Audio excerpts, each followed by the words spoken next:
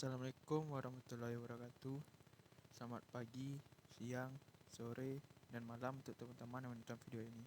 Pertama-tama perkenalkan, nama saya Yersan Amulia dari Prodi Sastra Indonesia dengan NIM 200170096. Saya kuliah di Universitas Negeri Padang, Provinsi Sumatera Barat. Di video saya ini, saya akan menjelaskan tentang materi saya yang akan saya jelaskan sebentar lagi. Materi saya yaitu menganalisis unsur intrinsik dan ekstrinsik dari novel angkatan Balai Pustaka, yaitu novel Memang Jodoh karya Mara Rusli. Sebelum masuk ke pembahasannya, saya meminta maaf dulu jika ada salah-salah kata dan mungkin ada kurangnya materi yang saya berikan, jadi mohon dimaklumi dan mohon dimengerti. Sinopsis Memang Jodoh. Buku ini menceritakan tentang idealisme seorang pemuda bernama Mara Hamdi untuk memperjuangkan cinta yang dari awal diyakininya adalah jodohnya. Maaf jika sinopsis ini pendek karena sinopsis ini sangat panjang, jadi saya mempersingkatnya saja. 1. Unsur intrinsik.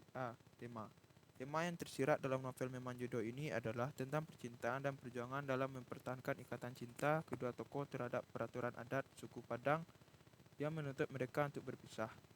Meski Hamdi tahu akan mendapatkan sindiran, hinaan, pengucilan, bahkan dibuang dari tanah Padang, dia tetap melanjutkan niatnya untuk menikahi wanita Sunda yang menarik hatinya. Hal itu dapat dilihat dari keteguhan hati dan pendirian Hamdi dan Dinwati yang saling mencintai dan sama-sama tak ingin dimadu.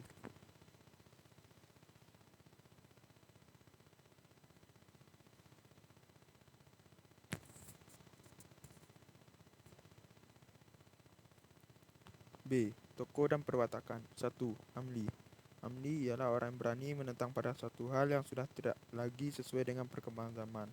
Dia orang penurut, tidak ingin mengecewakan ayahnya, penyayang kepada ibunya, senang melamun, penyedih dan juga hemat.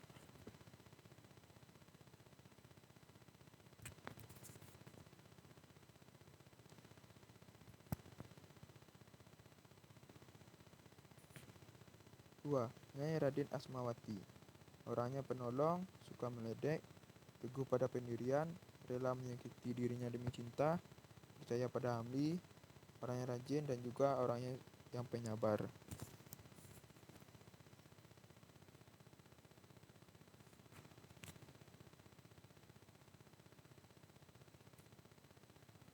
3. Siti Anjani (ibu kandung Hamdi). Penyayang Hamdi, memegang adat Padang. 4. Sultan Bendahara, ayah Hamdi. Orangnya mendukung keputusan Hamdi. 5. Siti Ramala (ibu tiri Hamdi). Orangnya memandang rendah Dinwati. 6. Khatijah, nenek Hamdi, sayang pada Hamdi. 7. Raden Jaya Kesuma (ayah Dinwati), percaya pada ramalan dan juga mendukung Dinwati.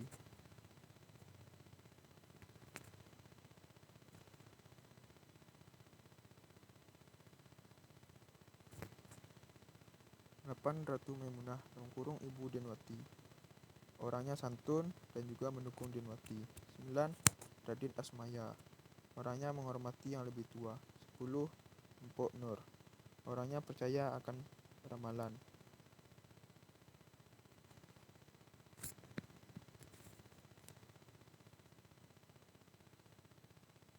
11. Baginda Raja (adik Siti Anjani). Orangnya pemarah.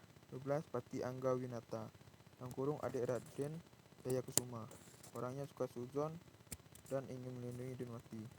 13. Baginda Alim (paman Hamdi). Orangnya ingin memisahkan Hamdi dengan Dinwati dan juga tidak mudah putus asa.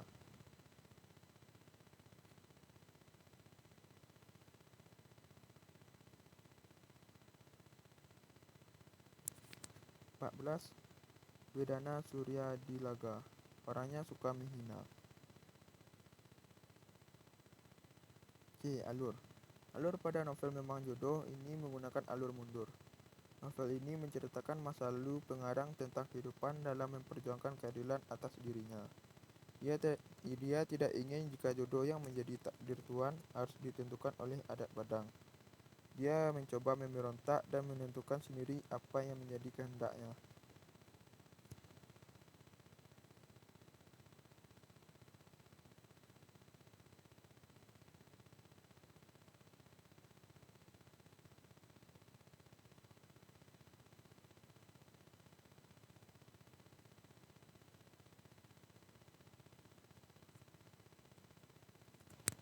D. Sudut pandang. Sudut pandang pada novel ini menggunakan sudut pandang orang ketiga pelaku utama, di mana setiap tokohnya diceritakan dengan nama yang ditentukan juru cerita. Dalam novel ini, juru cerita ternyata tokoh utama dan menceritakan dirinya dalam novel. Juru cerita telah menyamarkan nama setiap tokoh aslinya dengan nama yang berbeda.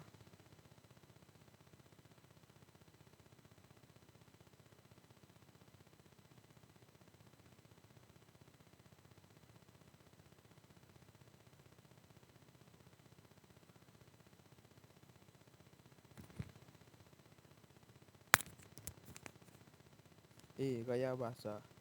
Gaya bahasa yang digunakan dalam novel ini adalah gaya bahasa Indonesia yang masih sangat kental dengan pengaruh bahasa Sumatera yaitu Padang. Banyak ditemukan peribahasa misalnya bak menipu air di dulang yang kena mukaku sendiri. Juga ditemukan pantun yang menjadi daya tarik tersendiri. Novel ini juga banyak ditemukan istilah dari bahasa Sumatera seperti kalui, semenda, terbelintang patah. Bahasa yang digunakan merupakan bahasa sehari-hari yang formal, sehingga cukup nyaman untuk dibaca.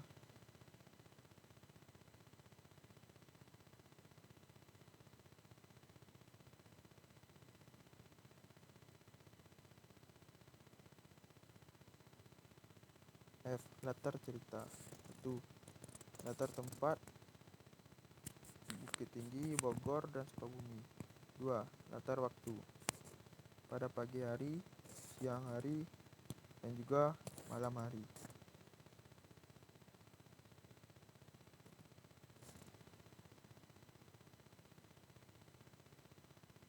3. Latar suasana. Latar suasana tersebut ialah bahagia, penuh perselisihan, paksaan dan tuntutan, ramai, dan juga sedih.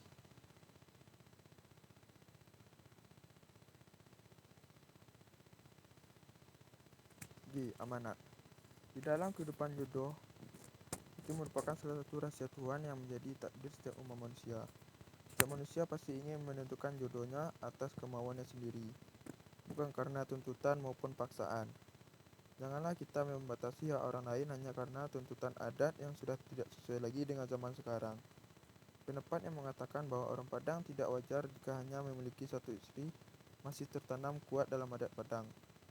Sebaiknya, kebiasaan poligami ini diubah menjadi perjuangan dalam menjaga kesetiaan yang membawa kebahagiaan, bukan poligami yang membuat kesakitan dan juga kesedihan.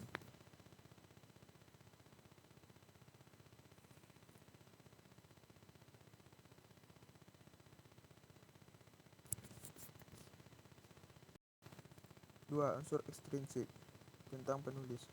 Rusli atau seringkali dieja Mara Rusli dari Padang, Sumatera Barat, 7 Agustus 1889, meninggal di Bandung, Jawa Barat, 17 Januari 1968 pada umur 78 tahun. Adalah sastrawan Indonesia angkatan Balai Pustaka. Mara Rusli, sang sastrawan itu bernama lengkap Mara Rusli bin Abu Bakar. Ia dilahirkan di Padang pada tanggal 7 Agustus 1889. Ayahnya, Sultan Abu Bakar, adalah seorang bangsawan Pagaruyung dengan gelar Sultan Pangeran, sedangkan ibunya berdarah Jawa, keturunan Sultan Ali Basyah. Keterkenalannya karena karyanya Siti Nurbaya dan Kurung Roman yang diterbitkan pada tahun 1920 sangat banyak dibicarakan orang. Bahkan sampai kini, Siti Nurbaya telah melegenda wanita yang dipaksa kawin karena keadaan ekonomi orang tuanya dengan lelaki yang tidak diinginkannya. Dalam sejarah sastra Indonesia, Mara Rusli tercatat sebagai pengarang roman yang pertama dan diberi gelar oleh H.B. Jassin sebagai Bapak Roman Modern Indonesia. Kedua, kandungan nilai. A. Nilai estetika. Nilai keindahan dalam penggunaan bahasa dalam novel ini sangat terlihat. Novel ini banyak menggunakan bahasa yang membuat pembaca berusaha mencari makna dari peribahasa itu. Hal ini pula memberikan manfaat berupa pembelajaran. B. Nilai moral. Moral masyarakat pada masa itu masih memegang kuat aturan-aturan dari narasi lama. Hal ini menyebabkan adanya ketidaksukaan dan ketidakpuasan dari pihak tertentu yang terus dituntut. Terjadi pemberontakan atas hak dirinya yang ditentang. Bagi mereka yang tidak ingin mengikutinya, dikucilkan bahkan dibuang dari daerah yang tersebut.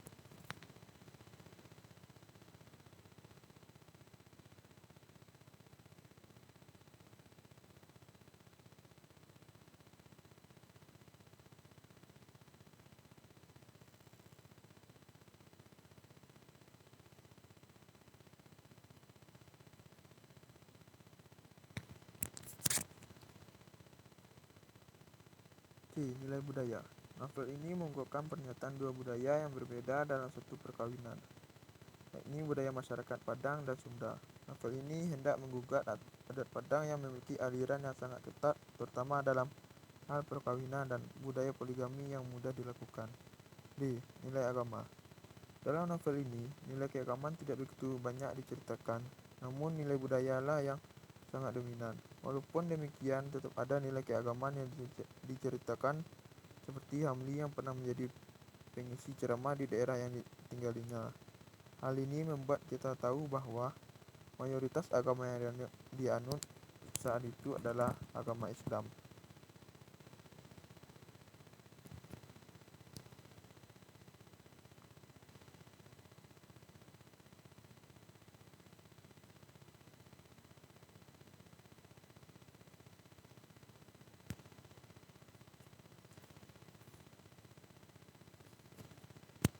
Nilai sosial. Cerita dalam novel ini, seseorang yang kaya atau keturunan bangsawan dapat memilih jodohnya dengan mudah. Budaya poligami masih terlaksana dan aneh rasanya jika seorang bangsawan hanya beristri satu. Namun hal ini tak sesuai dengan kepribadian dan pemikiran Hamli yang menginginkan hidup sewajarnya tanpa ada unsur tuntutan yang sudah tidak sepatutnya dipertahankan. F. Nilai pendidikan. Dalam novel ini, tokoh utama sebenarnya mendapatkan beasiswa untuk melanjutkan perguruan tinggi di Belanda. Namun hal tersebut tidak didukung oleh sang ibu. Akhirnya Hamli melanjutkan pendidikan ke pulau seberang yaitu Jawa. Setelah beberapa tahun menuntut ilmu di Jawa, akhirnya Hamli menjadi seorang ahli pertanian yang mendapat kesempatan kerja di banyak daerah. Hal ini membuktikan bahwa kualitas pendidikan saat itu cukup baik meski belum merata di kalangan masyarakat umum.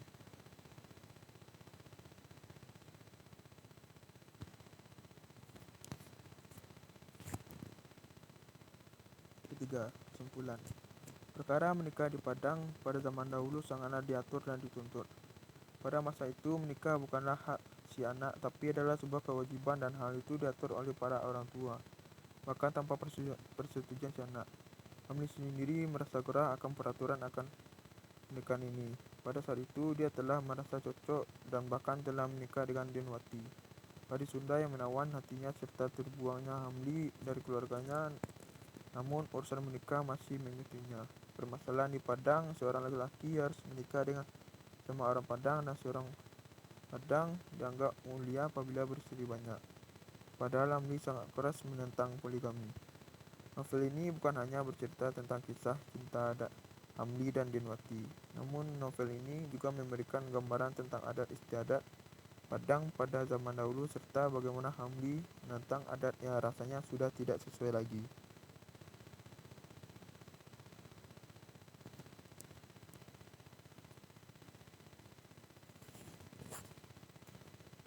Sekian dari video saya ini. Mohon maaf jika ada salah-salah kata dan kurangnya informasi maupun salah informasi, karena saya juga baru belajar dan mohon dimaklumi. Terima kasih juga telah menonton video saya. Saya tutup dengan wassalamualaikum warahmatullahi wabarakatuh.